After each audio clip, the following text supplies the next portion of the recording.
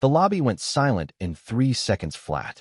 A little girl in a red coat walked past 2 armed guards like they were made of air. She stopped in front of Brayden Vance, the coldest CEO in the state, and looked straight up at him. "Daddy," she said, "I finally found you." Nobody moved. Nobody breathed. Brayden Vance did not smile. He did not kneel. His face turned to stone, the same stone face that had closed 100 deals and fired 1,000 people without blinking. But his hands were shaking. His guard stepped forward to pull the girl away. He raised one hand and stopped them cold. Something about her chin, her eyes, the way she stood there, small and fearless, like she already knew she was right. "I am not your father," he said. His voice cracked on the last word. A phone camera rose in the crowd. Then another. Then 10. Nobody in that lobby was going to forget this moment, and neither was the internet. 6 years earlier, Brayden Vance had a ring in his pocket and a plan to propose to his girlfriend, Payton Marsh. He walked into her apartment and found her wrapped in another man's arms. He said nothing. He turned around, got in his car, and drove until the city lights disappeared behind him. He ended up at a bar he'd never seen before, on a street he didn't remember later. He drank more that night than he had in his whole life. A woman sat next to him. She didn't know who he was. She didn't ask for anything. She just listened. He never even asked her name. That was the strangest part. For one whole night, Brayden Vance, a man who negotiated billion-dollar contracts without blinking, forgot to ask the most basic question in the world. By morning, she was gone. No name, no number, just a small silver bracelet left on the pillow, catching the early light like it was waiting for someone to notice it. He told himself he'd throw it out. He didn't. He put it in the back of a drawer in his study, underneath old passports and expired watches, and every year on the same date in spring, without ever admitting why, he'd open that drawer and just look at it. He kept that bracelet in a drawer for 6 years, telling himself it meant nothing. Now, in this lobby, a 6-year-old girl lifted her wrist, and the same bracelet caught the light. For the first time in his life, Brayden Vance looked afraid. The noise in the lobby faded into a ringing silence. He wasn't standing in a hotel anymore. He was back in that room, staring at a bracelet on an empty pillow. "Where did you get that?" he asked, and his throat felt tight. The girl looked at her wrist, then back up at him. "My mommy gave it to me. She said it was special." His face hardened again, like a door slamming shut. "Listen carefully," he said. "I don't know you. I have no child." Her eyes filled with hurt, but she didn't step back. "Yes, you do," she whispered. "You just don't remember us yet." The words hit harder than any lawsuit he'd ever fought. He wanted to walk away. He wanted his guards to take her somewhere quiet before this became a headline. Then she tilted her head. He froze. It was small, simple, but it was exactly how his mother used to look at him when she was trying not to cry. Same eyes, same quiet strength, same tiny dimple near her cheek. "I said I am not your father," he repeated. But this time his voice shook so badly the words barely came out whole. A woman's scream cut through the lobby. "Nova!" A woman shoved through the crowd, hair loose, breathing fast, eyes locked on the girl. "Nova, what did you do?" The girl's whole face lit up. "Mommy, I found him." The woman froze mid-step. Brayden looked at her, and for 1 second, the cold wall around his face cracked wide open. He knew those eyes. That voice. Softer now, tired now, but it was the same voice that had sat beside him on the worst night of his life. "You," he said quietly. The woman, Brynlee Ortiz, pulled Nova behind her like a shield. "I'm sorry, sir. My daughter made a mistake. We're leaving." Before she could take another step, a new voice rang out from the entrance. "Brayden, what is going on here?" Payton Marsh walked in like she still owned the building. Everyone in the city believed she would marry him one day. Her eyes swept from Brayden to Brynlee to Nova and stopped on the bracelet. Her smile flickered, just for a second, but Nova saw it. "Mommy, why is that lady staring at my bracelet?" Brynlee pulled Nova closer. "We're leaving. Not until you tell me your name," Brayden said, stepping forward. Brynlee looked away.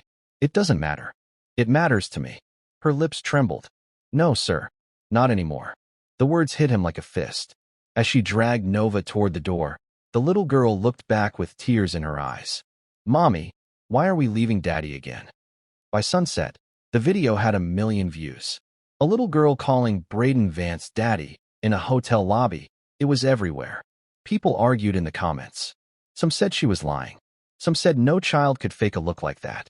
Brayden stood alone in his office, watching the clip on a wall-sized screen. Nova's tiny voice filled the room over and over. "Daddy, thank God I found you." He shut it off. The words stayed anyway. His assistant, Cody Briggs, stood by the door holding a tablet like it was a live grenade. "Sir, the board is scared. Investors are calling. The blogs are saying secret child scandal." Brayden's jaw locked. "Let them talk." "Sir, the Kingsley deal closes Friday.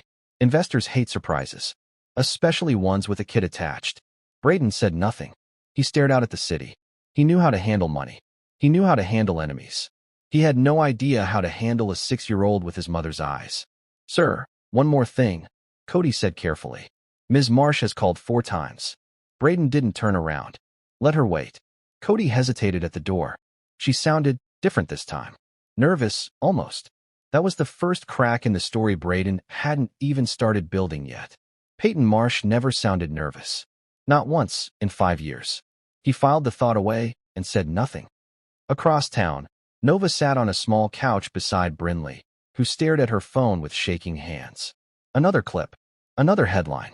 "Mommy," Nova said. "Why did that lady look at me like she hated me?" Brynlee kept her voice steady. "She doesn't know you, sweetheart. She has no reason to feel anything." "Then why did her face change when she saw my bracelet?" Brynlee had noticed too. She sat down and forced a smile that didn't reach her eyes. "Some people just make strange faces. It doesn't mean anything." Nova leaned her head against her mother's shoulder. "He looked at me like he already knew me."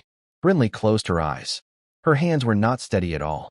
For the first time in 6 years, she wondered if the secret she'd buried so carefully had just crawled back out of the ground. She thought about the drive she'd almost taken that morning. The one where she'd sit Nova down and finally explain who her father was, before some stranger on the internet did it first. She'd chickened out at breakfast. Now breakfast didn't matter. The whole city already knew half the story, and the other half was coming whether she was ready or not. Her phone buzzed again.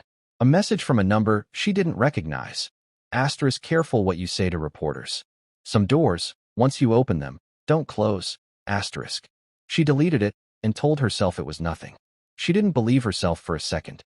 Across the city, Payton watched the video on repeat, her face calm, her knuckles white around her phone. She remembered that bracelet. She'd seen one just like it, years ago, hidden in the back of Brayden's drawer. She'd never asked about it. Now she knew why. That night, she showed up at his penthouse with 2 glasses of wine and a voice stretched tight into something like calm. "You look tense," she said. "It was just some random woman with a wild story. You don't owe her anything." "You went very quiet in that lobby," Brayden said, watching her carefully. "Did I?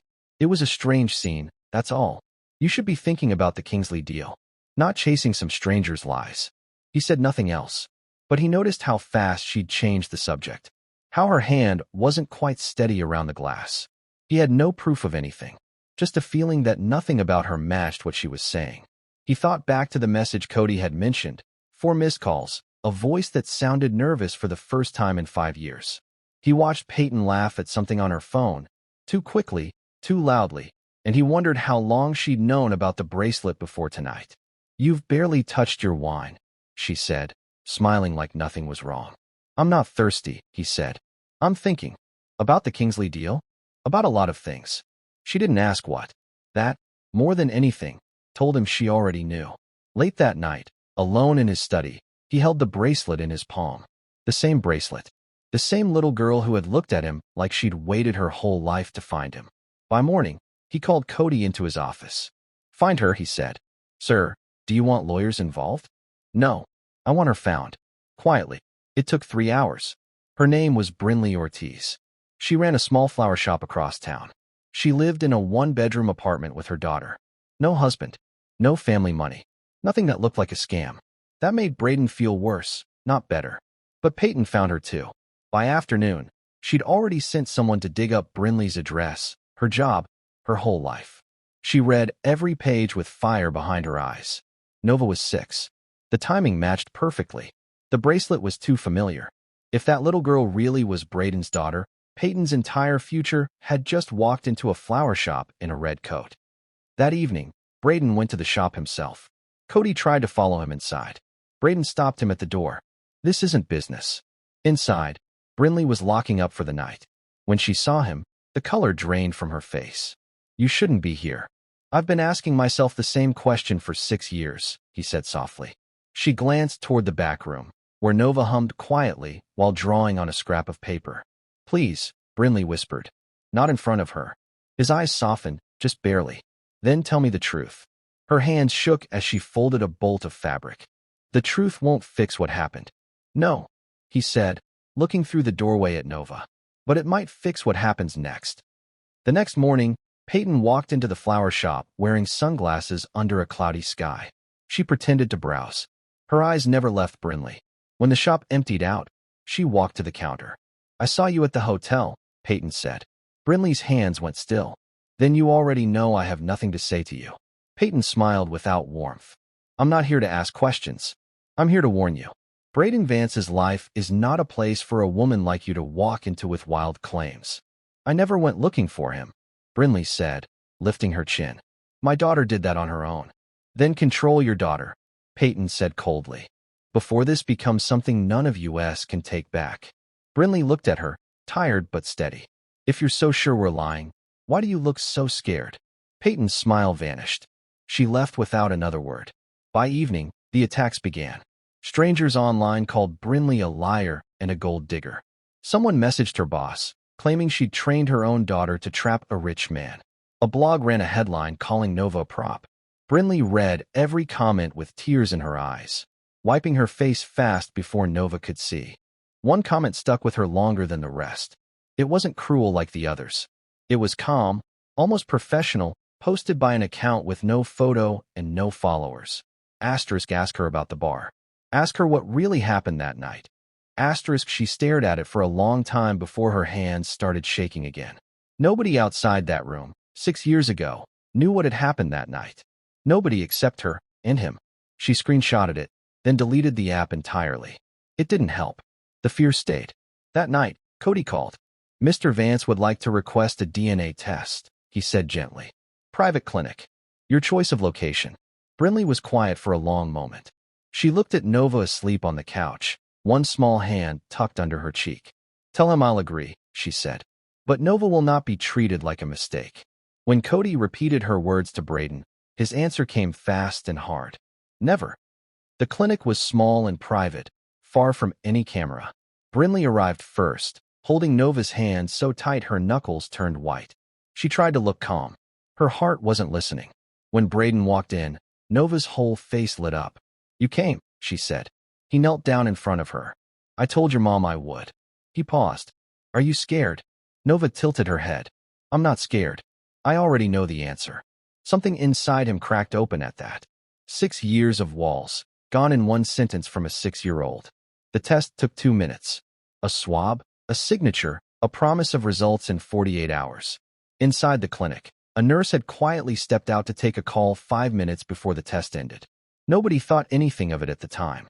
When they stepped outside, cameras exploded in their faces. "Mr. Vance, is it true you have a secret daughter?" Brynlee pulled Nova against her chest, trying to block her from the flashing lights. Nova started to shake. "Mommy, why are they yelling?" Brayden's face turned to iron. He stepped in front of both of them like a wall. "Get them to the car," he told Cody. A reporter pushed closer. "Is the mother trying to trap you for money?" Brayden turned slowly. His voice was quiet. Everyone heard it anyway. "Don't talk about her like that." The crowd went silent. Nova peeked around her mother, eyes wet.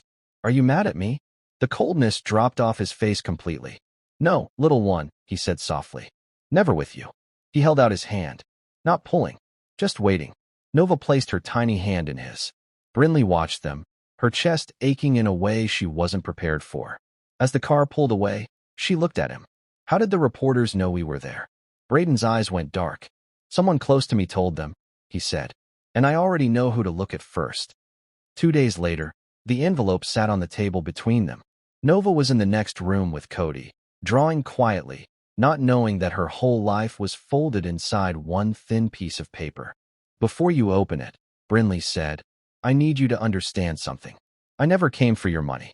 "I know," Brayden said, his voice soft. His hands were steady when he tore it open. His eyes weren't. Nova was his daughter. Neither of them spoke. Then Brayden closed his eyes, and the man the whole city feared broke apart in complete silence.